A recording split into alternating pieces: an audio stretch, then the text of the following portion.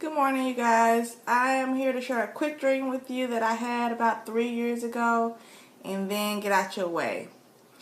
God wanted me to share this dream. I didn't want to share it. I've only shared it with a couple of people, not that many.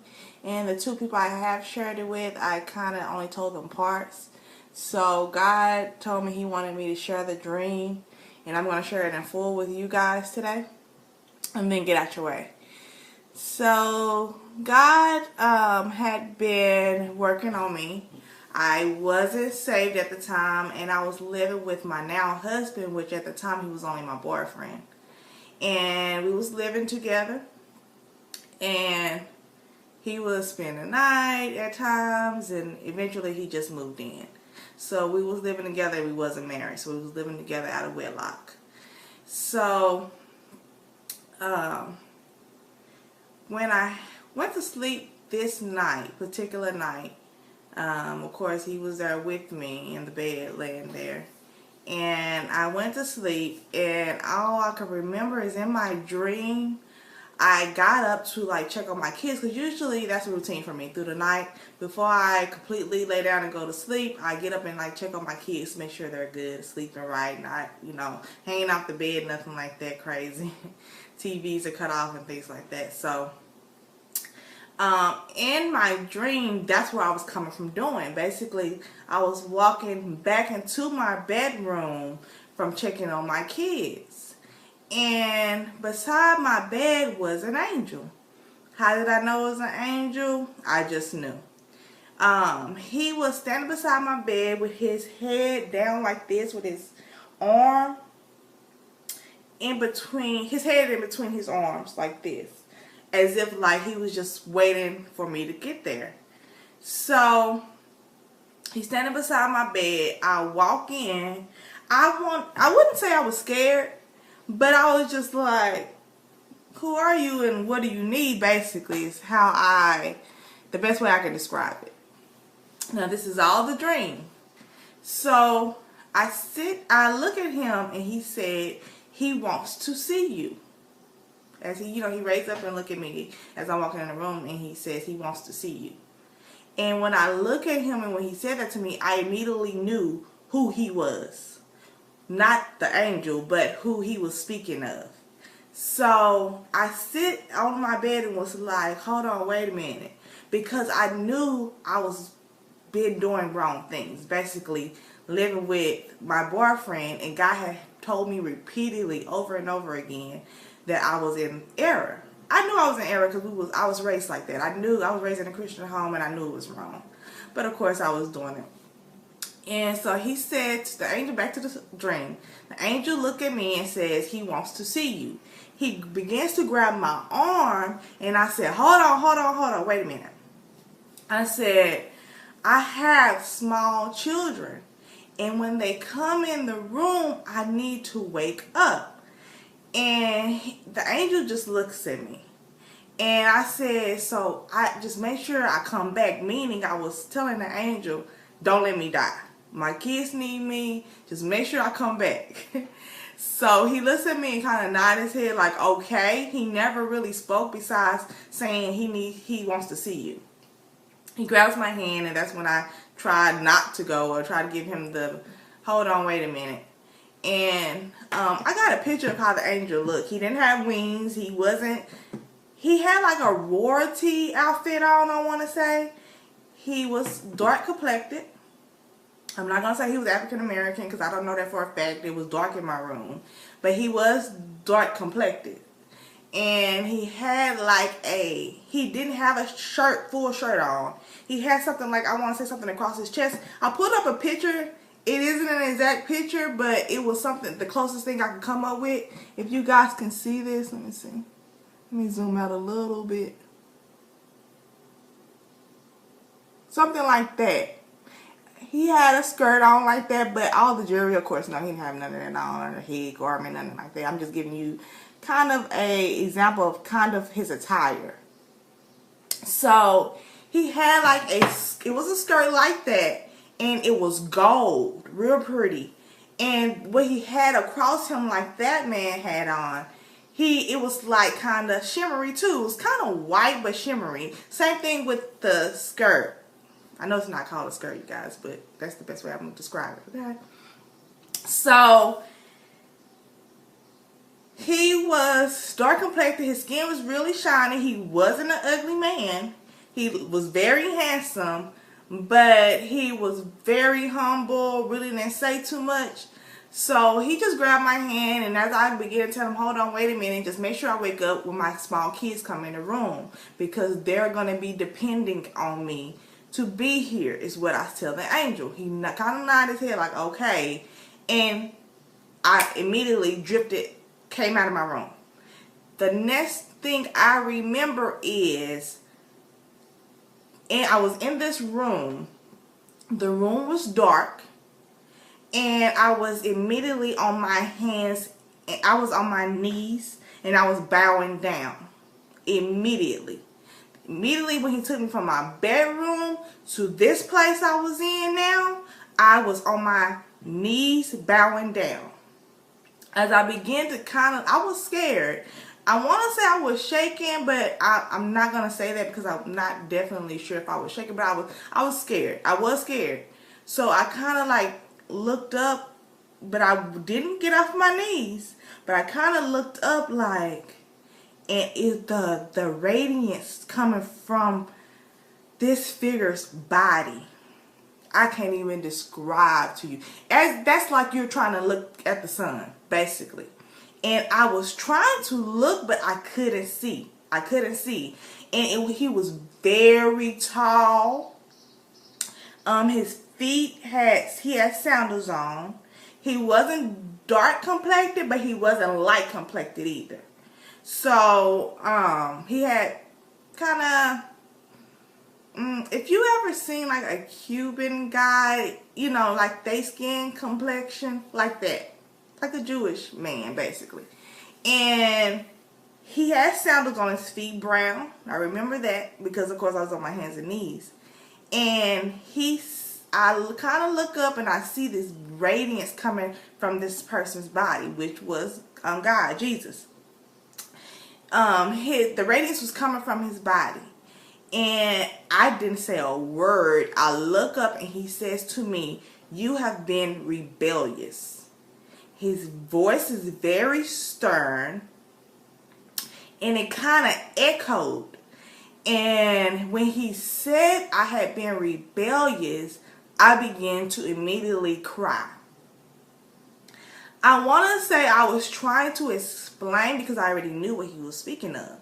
So when God tells you something or tell you not to do something, you know what he's talking about. He don't even have to be specific. You already know. Just like when the angel came to my bed and said he wants to see you, I already knew he was talking about Jesus. I knew what he was saying. Of course, that's the Holy Spirit in me letting me know. But I believe even if I didn't have the Holy Ghost, I would still know exactly what the angel was talking about. So when he said, "You have been rebellious," when he said that to me, I began to, I want to say try to explain, but it just wouldn't come out. It would not come out. So he said, "You have been rebellious. Take her away." When he said take her away, I went ballistic.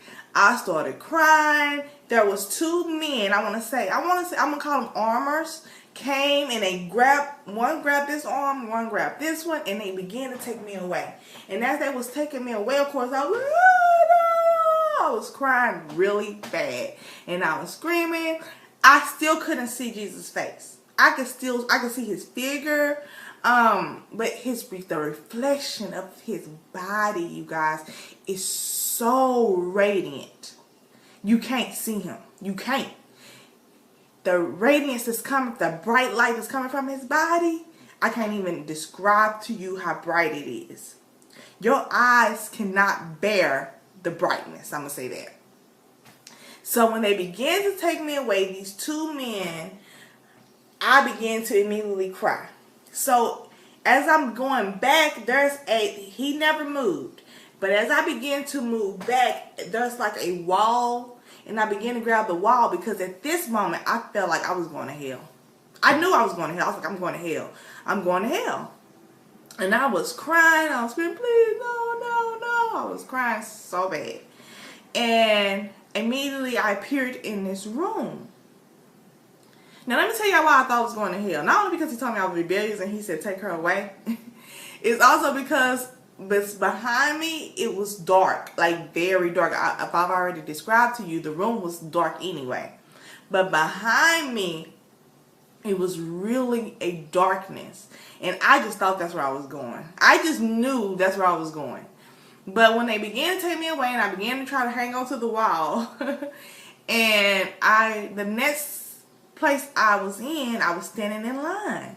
And it was this lady. She was sitting at this table.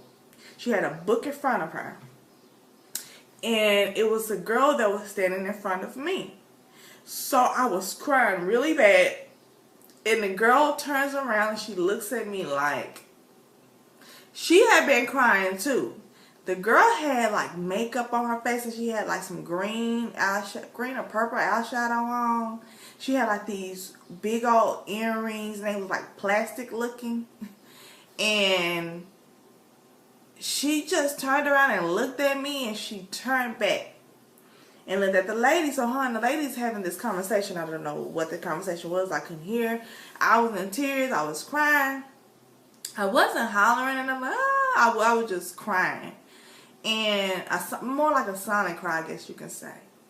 And when the lady walks off and I was next to approach the lady at the table. When I approached the lady at the table, I immediately began to explain to her why I was allowing my then boyfriend to live with me. The lady just looks at me as if like I'm not the one you need to be explaining this to. So I was crying, explaining this to her, and I woke up. She had a pen in her hand and she had a book. What that means, I don't know. Still don't know. When I woke up out this dream, you guys, I was still in tears. I look over at my then boyfriend and he was asleep.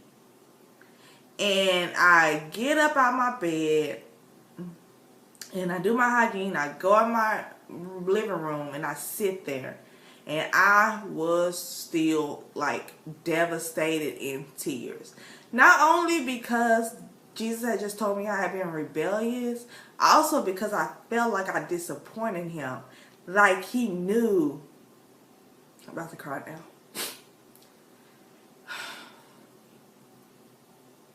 He knew I knew better. And I was basically not obeying what he had told me not to do. So, I'm sorry, you guys. I was still in the chair. I was still sitting in my chair in my living room. I was sitting there. I was in tears. A lot of you might say, girl, why you didn't wake him up and, tell him he had to leave? I was just trying to, intake all this that had just happened to me. My kids were still asleep. And I was the only one up. And I was just crying. And when my then boyfriend woke up, I told him he had to get out. I was like, I had a dream. And basically Jesus told me I was rebellious. Oh yeah, let me tell y'all too. I'm not like the smartest person ever or the dumbest person ever either, but the word rebellious had never been really told to me like that. So when I got up, I also looked up the definition of rebellious.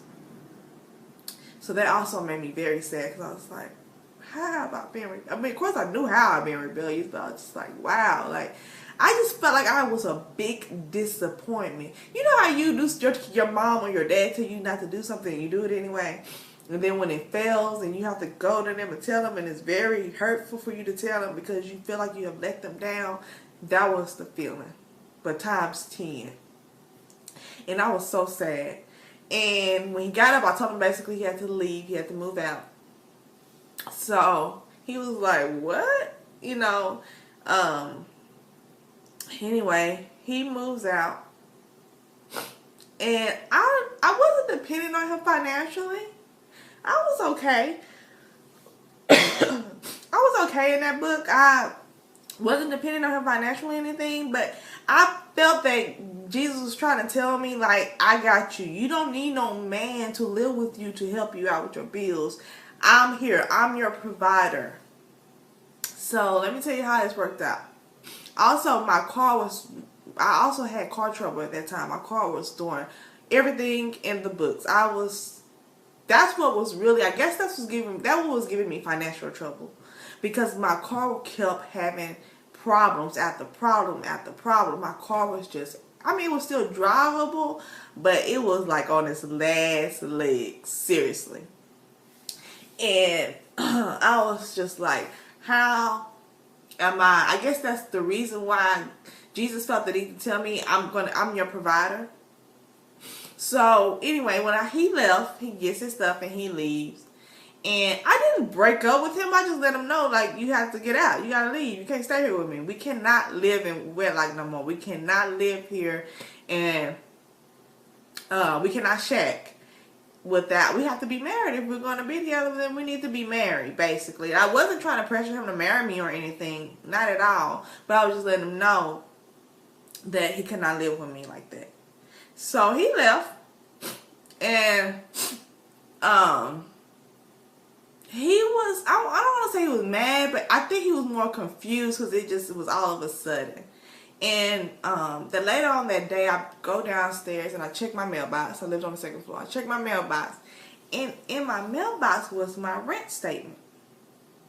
So I opened it up, which I rarely ever do because I paid my rent online, so I could just see it then.